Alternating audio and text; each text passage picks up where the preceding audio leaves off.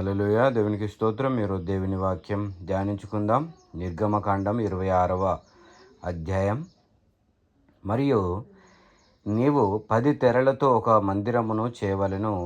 నీల ధూమ్ర రక్తవర్ణము గల పేనిన సన్నపు నారుతో వాటిని చిత్రకారుని పని అయిన కేరూబులు గల వాటినిగా చేయవలెను. ప్రతి తెర పొడుగు 28 మూరలు, ప్రతి తెర వెడల్పు 4 మూరలు. ఆ తెరలన్నిటికీ ఒకటే కొలత. 5 తెరలను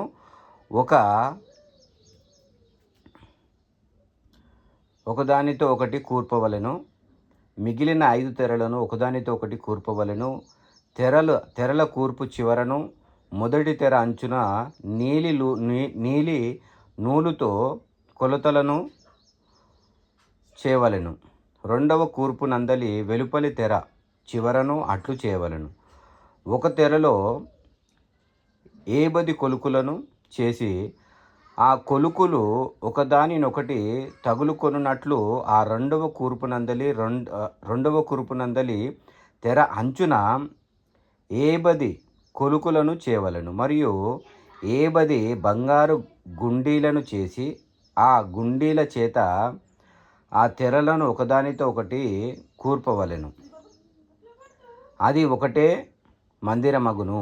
మరియు మందిరము పైన గుడారముక మేక వెంట్రుకలతో తెరలు చేయవలెను. 11 తెరలను చేయవలెను. ప్రతి తెర పొడుగు 30 మూరలు, వెడల్పు 4 మూరలు. 11 తెరల కొలత ఒక్కటే. 5 తెరలను ఒకటిగాను, 6 తెరలను ఒకటిగాను ఒక దానికొకటి కూర్పవలెను. మరియు 6వ తెరను గుడారపు ఎదుటి భాగమున మడవవలెను. తెరల కూర్పునకు వెలుపలనున్న తెర అంచున 10 కొలుకులను, రెండవ కూర్పు నందలి తెర అంచున 10 కొలుకులను చేయవలెను. మరియు 10 ఇత్తడి గుండీలను చేసి ఒకటే గుడారమగునట్లు ఆ గుండీలను ఆ కొలుకులకు తగిలించి దాని కూర్పవలెను. ఆ గుడారపు తెరలలో మిగిలి వ్రేలాడు భాగము అనగా మిగిలిన సగము తెర మందిరము వెనుక ప్రక్క మీద వ్రేలాడవలెను. మరియు గుడారపు తెరల పొడుగులో మిగిలినది ఈ ప్రక్కను ఒక మూరయు ఆ ప్రక్కను ఒక మూరయు మందిరమును కప్పుటకు ఆ ప్రక్కను ఈ ప్రక్కను ఆ ప్రక్కను దాని ప్రక్కల మీద వ్రేలాడవలెను. ఇది మందిరం యొక్క గుడారం యొక్క మందిరం. మరియు ఎర్ర రంగు వేసిన పొట్టేళ్ల తోళ్లతో పై కప్పును, దానికి మీదుగా సముద్ర వత్సల తోళ్లతో పై కప్పును చేయవలెను. మరియు మందిరమునకు తుమ్మకర్రతో నిలువు పలుకలు చేయవలెను. పలక పొడుగు 10 మూరలు, పలక వెడల్పు 1.5 మూర ఉండవలెను. ప్రతి పలుకలో ఒకదానికొకటి సరి అయిన 2 కుసులుండవలెను. అట్లు మందిరపు పలకలన్నిటికీ చేసి పెట్టవలెను. 20 పలుకలు కుడివైపున అనగా దక్షిణ దిక్కున మందిరమునకు పలకలను చేయవలెను. మరియు ఒక్కొక్క పలక క్రింద దాని 2 కుసులకు 2 దిమ్మలను, ఆ 5 దిమ్మలను ఆ 20 పలకల క్రింద 40 వెండి దిమ్మలను చేయవలెను. మందిరపు రెండవ ప్రక్కను అనగా ఉత్తర దిక్కున ఒక్కొక్క పలక క్రింద 2 దిమ్మలు, 20 పలకలను, వాటి 40 వెండి దిమ్మలను ఉండవలెను. పడమటి తట్టు మందిరము యొక్క వెనుక ప్రక్కకు 6 పలకలను చేయవలెను. మరియు ఆ వెనుక ప్రక్కను మందిరం యొక్క మూలలకు 2 పలకలను చేయవలెను. అవి అడుగున కూర్చబడి శిఖరమున మొదటి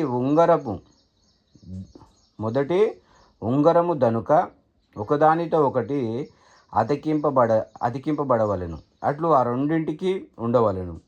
అవి 2 మూలలకుండును. పలుకలు 8, వాటి వెండి దిమ్మలు 14 ఒక్కొక్క పలక క్రింద 2 దిమ్మలుండవలను. తుమ్మకర్రతో అడ్డకర్రలను చేయవలను. మందిరము యొక్క ఒక ప్రక్క పలకలకు 5 అడ్డ కర్రలను, మందిరం యొక్క 2 పక్క పలకలను 5 అడ్డకర్రలను, పడమటి వైపున మందిరం యొక్క ప్రక్క పలకలను 5 అడ్డకర్రలను ఉండవలను. ఆ పలకల మధ్య నుండి నడిమి అడ్డకర్ర ఈ కొన నుండి ఆ కొన వరకు చేరి ఉండవలెను. ఆ పలకలకు బంగారు రేకును పొదిగించి వాటి అడ్డకర్రలందు వాటి ఉంగరములను బంగారముతో చేసి అడ్డకర్రలకును బంగారు రేకును పొదిగింపవలెను. అప్పుడు ఆ కొండ మీద నీకు కనపరచబడినది దాని పోలిక చొప్పున మందిరమును నిలువబెట్టవలెను. హల్లెలూయా. మరియు నీవు నీలధూమ్ర రక్తవర్ణము గల ఒక అడ్డ తెరను పేనిన సన్ననారతో చేయవలను. అది చిత్ర తెరను పేనిన సన్ననారతో చేయవలను. అది చిత్రకారుని పని అయిన కేరూబులు గలదిగా చేయవలను. తుమ్మకర్రతో చేయబడి బంగారు రేకు పొదిగిన 4 స్తంభముల మీద దాని చేయవలను. దాని వంకులు బంగారువి, వాటి దిమ్మలు వెండివి. ఆ అడ్డ తెరను ఆ కొలుకుల క్రింద తగిలించి, ఆ కొక్యాలకు తగిలించి సాక్ష్యపు మందసము అడ్డు తెర లోపలికి తేవలను.